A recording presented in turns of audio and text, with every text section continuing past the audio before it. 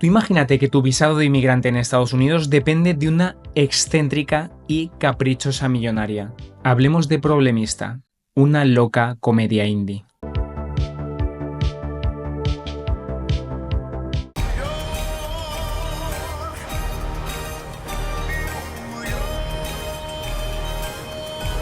¿Qué tal, cineadictos? ¿Cómo estáis? Bienvenidos una vez más al canal, bienvenidos para hablar de una película que ha pasado totalmente desapercibida y no es un tópico. Esta película yo recuerdo que se mencionó, la teníamos ahí, pero luego lo veremos por las huelgas, por A24 la dejó en el cajón y nadie ha hablado de esta. Tuvo un boom y ahora está en plataformas, pero no ha ido por circuito habitual de distribución, es de 2023, fue a festival, sorprendió.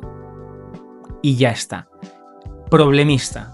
Problemista es una caña, es brillante. Es como no solo drama, no solo comedia, no solo sátira, no solo surrealismo, es muchas cosas, es todo a la vez y nunca, mejor dicho, porque tiene mucho que ver con todo a la vez en todas partes. Tiene muchos parecidos, luego lo veremos. Y este Julio Torres, ¿no? Que estaba de guionista en Saturday Night Live, que estaba en Los Spookies, es suya. Y que aquí está pues haciendo una crítica que es feroz pero que es muy cómica. Y me apetece hablar de ella. La tenéis en Movistar Plus. Problemista. Una película que empieza como un chiste sobre trámites de inmigración y termina siendo una reflexión brutal sobre cómo el sistema devora a los que no tienen papeles y cómo el arte puede ser tanto un salvavidas como una trampa. Así que vamos a darle contexto. ¿Qué pasa con el director? ¿Qué pasa con el festival? ¿Y qué pasa con la recepción? ¿Quién es Julio Torres? Pues estamos hablando de un director que no es cualquiera. En Saturday Night Live creó sketches como Wells for Boys, demostrando que su humor va más allá de lo obvio. En Los Spookies mezcló lo sobrenatural con lo cotidiano, pero en Problemista da un salto muy cualitativo y muy directo. Ya no es solo surrealismo, es autobiografía disfrazada, porque Torres es salvadoreño, no lo olvidemos, y esta película nace de su propia experiencia con las visas, con la burocracia y con todo este tormento de ir paso a paso y nunca conseguir nada. Y cuando se estrenó, si esta película es de 2023, estamos en marzo de 2025, fijaos, esto pasa a veces porque la distribución es una locura, una absoluta locura y depende de tantos factores y en este caso 2023 se presenta en South by Southwest, deja a todos boquiabiertos, gusta muchísimo por la originalidad, a Julio Torres muy bien todo y se compara incluso con cómo ser John Malkovich se comparaba con Olvídate de mí, fijaos, qué locura, Kaufman y Gondry, ¿no? Y ahí se quedó. Tristemente ha sido un secreto para la mayoría. A24 lo tuvo que encajonar porque hubo una huelga de actores y ahí se quedó, se paralizó y no ha llegado a estreno, a distribución habitual, a circuito comercial lógico y sobre todo no ha tenido publicidad. Y es muy triste porque es una obra muy notable. ¿Y de qué va esta obra? Pues Alejandro Torres es un diseñador de juguetes que crea cosas como, por ejemplo, una Barbie que llora en un rascacielos. Su visa está por vencer y solo Elizabeth, que es una fantástica, loquísima Tilda Swinton, una crítica de arte insufrible, puede ayudarle con esta preocupación, pero hay un problema. Elizabeth es un huracán de ego y de capricho, una loca al uso. La película se convierte en un viaje alucinante donde la burocracia se transforma en un laberinto literal, los sueños chocan con la realidad y Alejandro debe decidir, importantísimo, cuánto está dispuesto a sacrificar por quedarse en Estados Unidos. Y ahí está el quid de la película, la esencia. Y yo creo que hay dos temas principales. Primero, la burocracia, como absoluto tormento, pesadilla. Hay una escena que, esto lo hemos visto muchas veces, pero Alejandro va avanzando, ¿no?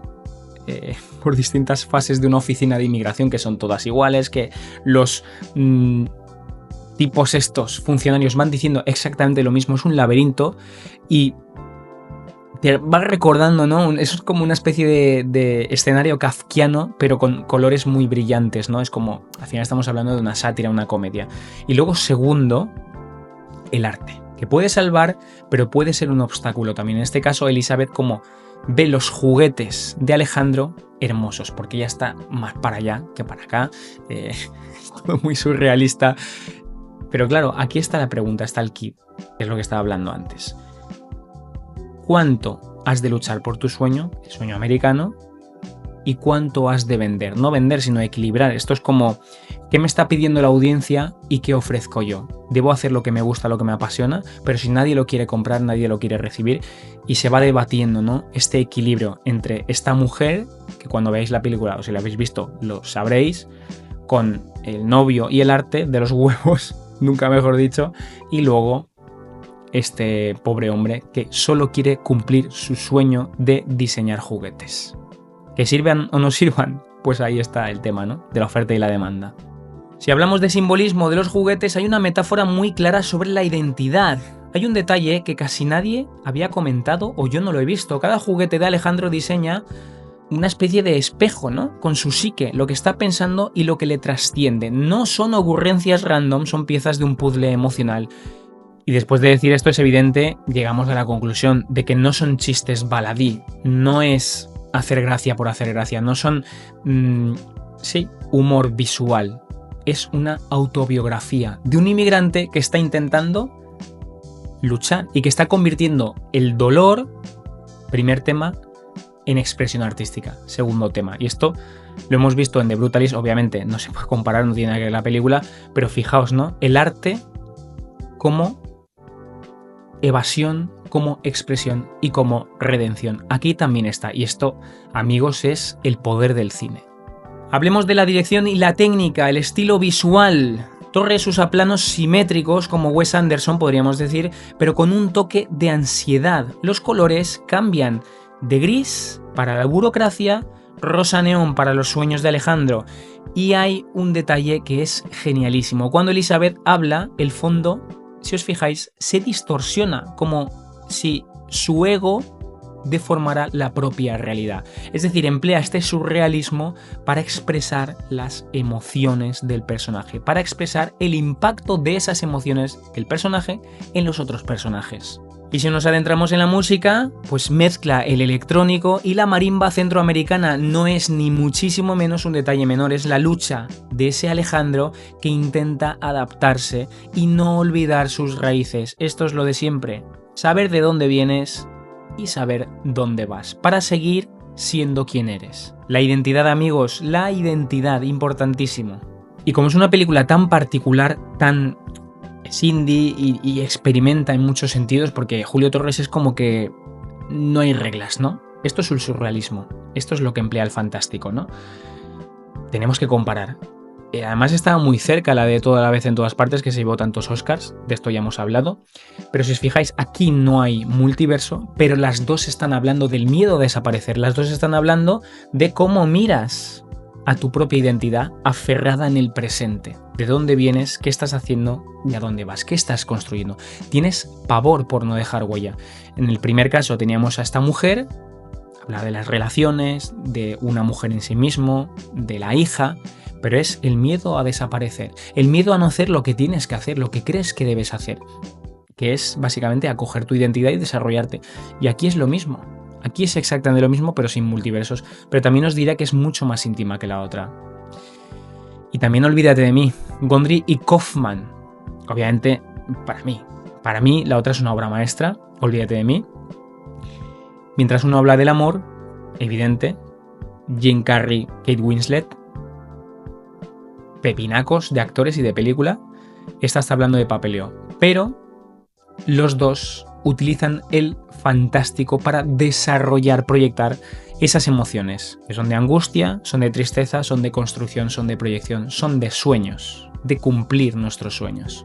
Y os digo, Problemista no es perfecta, a veces el ritmo falla un pelín, pero tampoco es demasiado pesado. Algunos chistes no terminan de aterrizar, pero es muy valiente, muy personal. Esos errores importan poco, también os digo. Es una industria obsesionada con las franquicias la que estamos viviendo, pues esta película aparece como aire fresco, o apareció más bien. Torres hace cine como si no hubiera reglas, lo que estaba diciendo, y eso, amigos, es un auténtico milagro. Y lo que es un milagro es poder hacer estos vídeos porque estamos hiper sometidos con oferta. Súper oferta de plataforma, súper oferta de cine. Es verdad que se está perdiendo precisamente por la oferta de plataformas, pero no lo fácil siempre es lo mejor, ¿verdad? Ir al cine. Esta no puede ser, la tenéis en Movistar Plus, pero vale la pena, es fresca, es original y en un mundo donde estamos prácticamente anestesiados con estos algoritmos que siempre son lo mismo. Esta película es muy, muy buena, es una joya. Julio Torres y Tilda Swinton, pues que voy a contar, que es una bestia que siempre se mueve en los márgenes, ¿no? Esos papeles que nadie más puede hacer, Tilda Swinton. Si te ha gustado el vídeo, like, campanita para la suscripción si quieres que te llegue todo y nos vemos en el siguiente vídeo. Hasta luego.